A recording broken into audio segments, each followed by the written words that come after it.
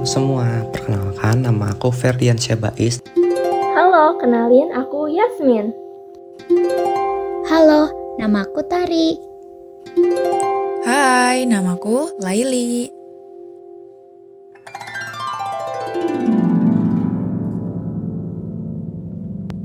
Sistem kardiovaskuler merupakan suatu sistem organ untuk memindahkan zat nutrien seperti asam amino, elektrolit, hormon, sel darah, dan lain-lain dari dan menuju sel-sel tubuh manusia. Sistem ini juga menolong stabilisasi suhu dan pH tubuh. Ada juga sistem peredaran darah. Jenis sistem peredaran darah terbagi menjadi dua, yaitu sistem peredaran darah terbuka dan sistem peredaran darah tertutup. Sistem peredaran darah ini merupakan bagian dari kinerja jantung dan jaringan pembuluh darah. Sistem ini menjamin kelangsungan hidup organisme, didukung oleh metabolisme setiap sel dalam tubuh dan mempertahankan sifat kimia serta fisiologis cairan tubuh. Singkatnya, sistem kardiovaskuler adalah sistem sirkulasi darah yang terdiri dari jantung, pembuluh darah, dan darah. Sistem ini berfungsi untuk mengangkut oksigen, nutrisi, dan zat-zat lain ke seluruh tubuh, serta membawa karbon dioksida dan hasil metabolisme tubuh.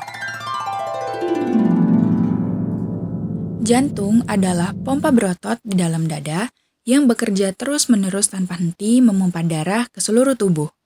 Jantung berkontraksi dan relaksasi sebanyak 100.000 kali dalam sehari. Dan semua pekerjaan ini memerlukan suplai darah yang baik yang disediakan oleh pembuluh arteri koroner.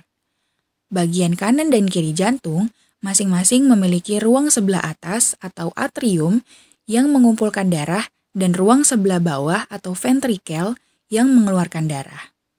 Agar darah hanya mengalir dalam satu arah, maka ventrikel memiliki satu katup pada jalan masuk dan satu katup pada jalan keluar. Fungsi utama jantung adalah untuk memberikan serta mengalirkan suplai oksigen dan nutrisi ke seluruh jaringan dan organ tubuh yang diperlukan dalam proses metabolisme. Jantung dibagi menjadi bagian kanan dan kiri, serta memiliki 4 bilik atau ruang.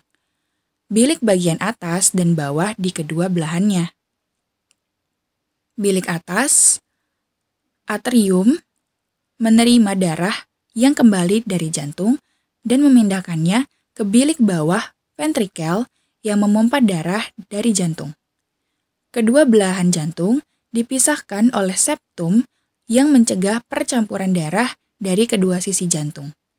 Pemisahan ini sangat penting karena bagian kanan jantung menerima dan memompa darah beroksigen rendah, sementara sisi kiri jantung menerima dan memompa darah beroksigen tinggi. Bagian-bagian jantung terdiri dari atrium dextra, atrium sinistra, ventrikel dextra, dan ventrikel sinistra.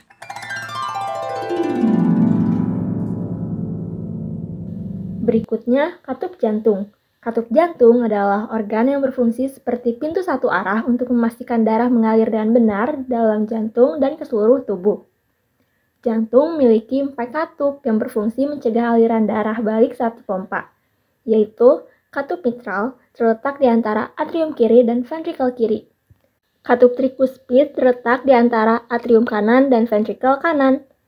Katup pulmonal terletak di antara ventrikel kanan dan arteri pulmonalis. Dan yang terakhir ada katup aorta terletak di antara ventrikel kiri dan aorta. Katup jantung bekerja dengan cara membuka dan menutup di setiap detak jantung. Perubahan tekanan darah pada kedua sisi katup menyebabkan katup membuka dan menutup. Penutupan katup mencegah darah mengalir ke arah yang salah. Selanjutnya ada lapisan jantung. Jantung memiliki beberapa lapisan, yaitu yang pertama ada perikardium.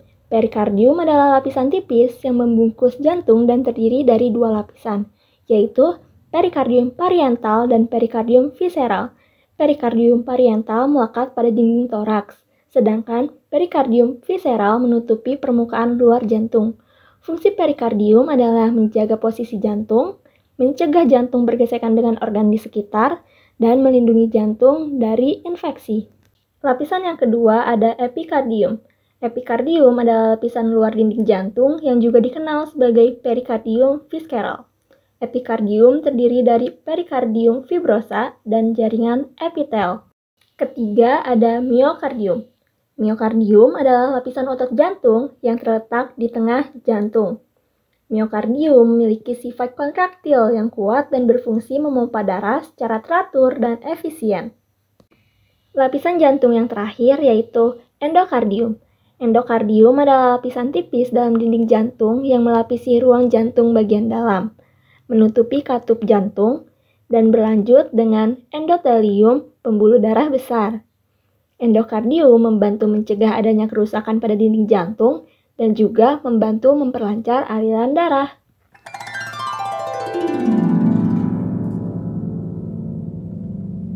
Lalu ada pembuluh darah.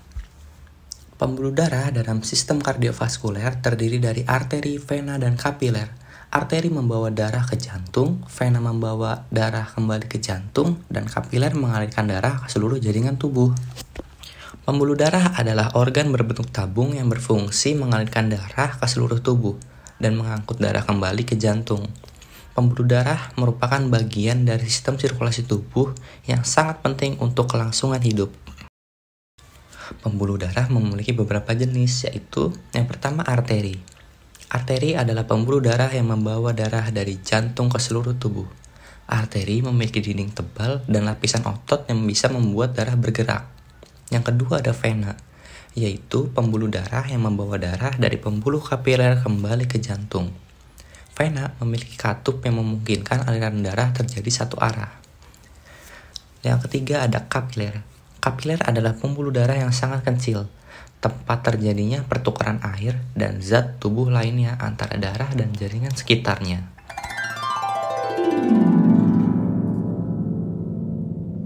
Lalu ada sistem peredaran darah.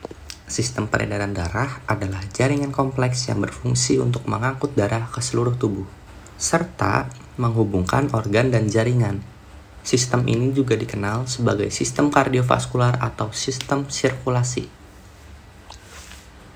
Sistem peredaran darah memiliki peran vital dalam tubuh, di antaranya mengangkut oksigen, nutrisi, hormon, dan zat lainnya ke seluruh sel tubuh, membantu stabilisasi suhu dan pH tubuh, dan membantu proses metabolisme. Sirkulasi darah dalam sistem kardiovaskuler terbagi menjadi dua, yaitu sirkulasi sistematik dan sirkulasi pulmoner. Yang pertama ada sirkulasi sistematik, juga disebut sebagai sistem peredaran darah besar. Sirkulasi ini membawa darah dari jantung kiri ke seluruh tubuh dan kembali ke jantung kanan. Sirkulasi sistematik berfungsi untuk membawa oksigen dan nutrisi ke seluruh tubuh, serta mengangkut karbon dioksida dan produk limbah. Yang kedua ada sirkulasi pulmoner, juga disebut sebagai sistem peredaran darah kecil. Sirkulasi ini membawa darah dari jantung kanan ke paru-paru, lalu kembali ke jantung kiri. Sirkulasi pulmoner berfungsi untuk mengantarkan darah ke alveoli untuk pertukaran gas. Dalam sirkulasi pulmoner, vena mengangkut darah dari paru-paru ke atrium kiri jantung. Dalam sirkulasi sistematik, vena mengangkut darah dari jaringan tubuh ke atrium kanan jantung. Arteri pulmonalis adalah satu-satunya arteri yang kaya karbon dioksida. Vena pulmonalis adalah satu-satunya pembuluh darah vena yang kaya oksigen.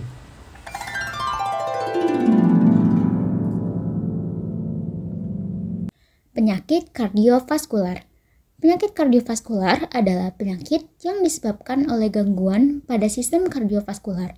Adapun beberapa penyakit kardiovaskular yang umum adalah serangan jantung, stroke, aritmia, dan gagal jantung. Untuk menjaga kesehatan sistem kardiovaskular, kalian bisa melakukan beberapa hal berikut, yaitu berhenti merokok, mengonsumsi makanan sehat, menjaga berat badan ideal, meningkatkan aktivitas fisik, rutin memeriksakan tekanan darah, dan kadar gula darah. Itu dia penjelasan mengenai sistem kardiovaskular serta sistem peredaran darah. Semoga ilmu yang disampaikan bermanfaat ya.